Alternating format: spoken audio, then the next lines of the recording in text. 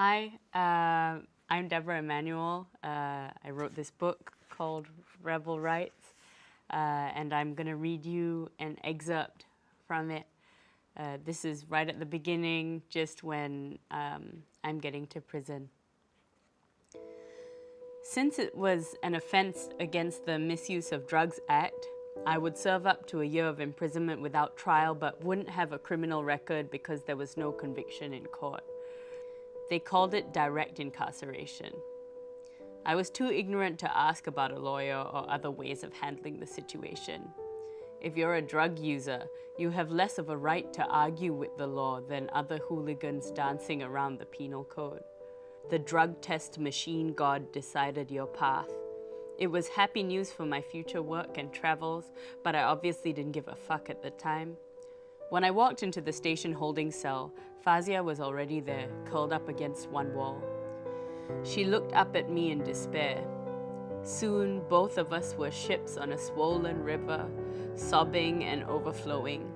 Sitting on opposite sides of the concrete floor, we vacantly envisioned on washed walls the tragedy about to befall us. I had never been more terrified.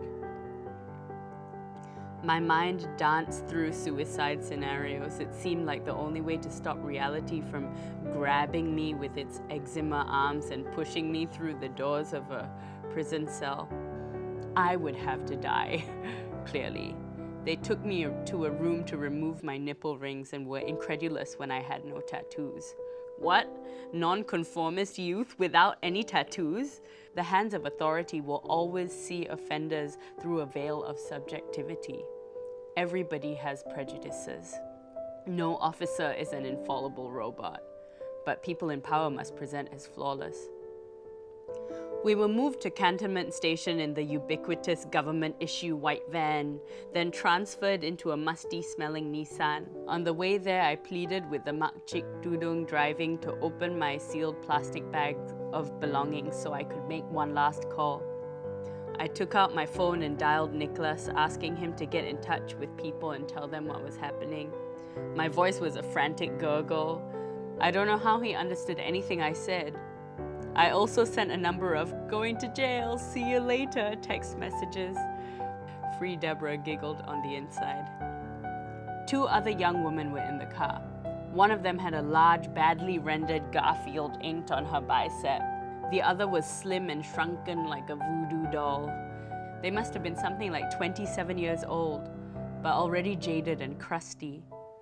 They leaned against the windows of the car in slack-limbed defeat until we arrived at the prison gates. Dread deadened me as we approached. It was real. The first sighting of the complex filled me with awe. That was when I still had respect for police authority.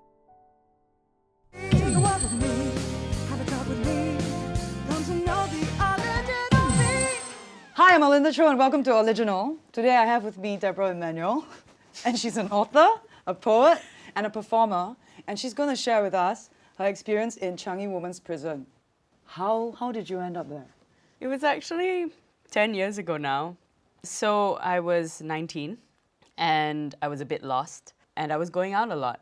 And the reason why I was going out so much is because I had a pretty difficult home environment. Right. I didn't really enjoy going home because of where we were living. We were living in a rental flat.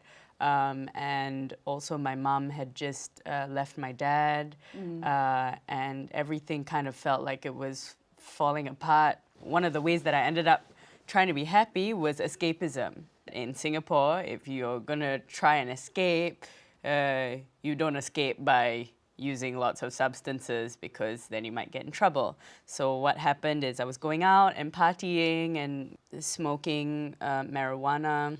But were you trying to find your happy, or were you trying to run away from the sad? I think it was more trying to run away from the sad, if I'm going to be honest. At that time, it was definitely me feeling like I'm pursuing happiness in the face of all this shit. Yeah. So yeah, I was just at some random bar on a Monday night, and the night before I had had half an ecstasy pill with some friends. And the CNB came in and raided the bar that I was in. I was sitting outside having a cigarette and I saw this whole thing happen. I saw them get out of the white van. I saw them walk across the road. I saw them go in, turn all the lights on, and I knew exactly what was happening. My bag was inside. And so I just sat there and I was frozen. I didn't know. To go in and take the bag or to just leave? Yeah, but it didn't occur to me to just leave. I for some reason, I just sat there and waited to see what would happen. And then they came outside and they called my name. And then they arrested me. And then I had 4 weeks of bail. And during the 4 weeks, they tried to convince me to tell them who my dealer was or whatever. And I mean, I didn't have a dealer. Like, I wasn't buying drugs every week, you know. I was just like hanging out with people sometimes. And then Recreationally? yeah, someone would like give me half an E and I'd be like, sweet. And once they realized that I wasn't going to help them meet their quota, then they had to imprison me because I had already tested positive. So 4 weeks in bail and then? Basically, in order to get out on bail, someone needs to bail you out. So my mom came to the police station after I got arrested at this party. She came at 4 o'clock in the morning and got me out of there. And The first thing she said to you? I don't remember, but she was terrified. She was upset and she was worried. She was super worried because for her it was kind of like, what's happening, right? Yeah. Like she had no idea. And my relationship with my mother was very much like, It's okay. she kind of just let me be, you know? She also kind of understood that she didn't have the capacity to control me. Right. I mean, both my parents at some point understood this, that because of how kind of broken things were, like they didn't really have too much of a say as parents, like to what I should do. You know, they were just trying to make things work for themselves. So, Can I have a tissue for her, please? yeah, she came. Thank you. She came to bail me out, and then I went home with her. I didn't really tell her the full extent of what was going on. I just told her that it was going to be okay, you know, because she was. I mean, obviously, the main thing that she was worried about was like, are you in trouble? 2 weeks later, when I went back again, they were like, today you're going to prison. And I was like, There was no court case, nothing? No, there's no, it's direct incarceration. I tested positive. The machine made a clear case that I was guilty. And because the machine had decided that I was guilty, I was punished for it. Right. So it's direct incarceration, but it's not called incarceration. They call it rehabilitation. Mm-hmm. And how long was the sentence? So it's up to 12 months. It's very ambiguous. Some people get out earlier, and usually they get out earlier if they have a stable home environment or are middle class. And this was very difficult for my mother to understand because on paper, we were living in a rental flat. My mother had a personal protection order. My parents were in the middle of a divorce. It wasn't stable on paper. And what is the most, well, I mean, it's really difficult because so many of the women that I met, of course, they didn't come from stable environments. That's why they were there. Yeah. You know, it's a cycle. It's all a cycle, and it just loops again and again and again, and we're just letting it happen. Having that time there, do you think it was for the better? Or? And this is okay. So this is where it gets tricky, right? Yeah. Because I think that prison is bad. I think that a system which is about punishment, especially when it comes to punishing people who are only behaving the way that they are because they've been hurt, I don't think that's helpful. I don't think that's what we should be doing as a society. We need to understand that like dysfunctional behaviors are caused by dysfunctional histories and dysfunctional patterns. And then we need to be looking at helping people to deconstruct the pattern because the answer is love. That's what I really believe. So I have a real problem with prison, okay? And as much as me being there was actually helpful, it's because all of the pain that I've experienced in my life has been helpful because I've chosen that. But what about all the other people who don't choose that, who don't get the option to choose that? What about all the women I met who, going to prison, started this cycle of them going back to prison again and again, and their confidence just like, like slowly being battered to a pulp because every single time they go back in there, they feel like even more worthless and even more like there's no point. So what I'm trying to say is that my case is not the typical case, which is, that's also saying something because like if I'm not actually representative of the major demographic, then why am I talking about this, but it's because who else is going to talk about it? No one will dare.